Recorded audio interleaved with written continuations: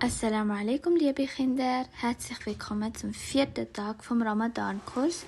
Heute werden wir weiterhin etwas über Ramadan lernen. Und zwar als erstes zuerst mal die Frage, die ich euch stellen werde, ist, wieso kann man in Ramadan einfacher gute Taten machen? Wir haben das letzte Mal durchgenommen. Schreibt euch oder merkt euch die Antwort und ich werde es am Ende sagen. Also kommen wir zum heutigen Thema, und zwar, wer ist zum Fasten im Ramadan verpflichtet? Das Fasten im Ramadan ist verpflichtend für den Muslim, der im Vollbesitz seiner geistigen Kräfte ist, volljährig ist, sesshaft ist, gesund ist und natürlich fasten kann. Es ist empfohlen, dass Jugendliche den Monat Ramadan oder wenigstens einige Tage im Ramadan mitfasten, damit sie sich von klein auf an das Fasten gewöhnen können. Das Fasten wird ungültig durch absichtliches Essen oder Trinken in der Fastenzeit, also von der Morgendämmerung bis zum Sonnenuntergang, sowie das absichtliche Erbrechen.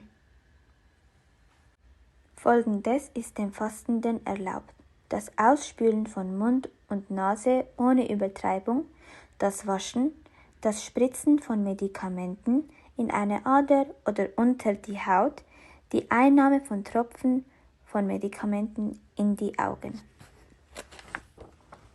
Wer darf das Fasten brechen?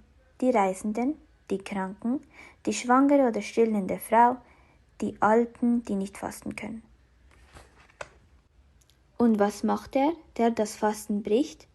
Wer im Ramadan aus einem der nachfolgenden genannten Gründe nicht fasten kann, und zwar aufgrund einer Krankheit, einer Reise, einer Schwangerschaft oder dem Stillen, der muss das Fasten zu einem anderen Zeitpunkt nachholen, und zwar, wenn dieser Grund nicht mehr vorliegt.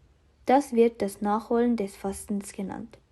Wer überhaupt nicht fasten kann, wie der schwache Greis oder der unheilbare Schwerkranke, der muss pro Fastentag einen Armen speisen.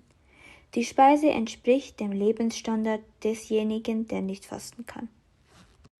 Die Antwort zu meiner Frage, die ich euch ganz am Anfang gestellt habe, ist, man kann im Ramadan viel besser gute Taten machen, weil die Tore vom Paradies, also von Jannah, geöffnet sind.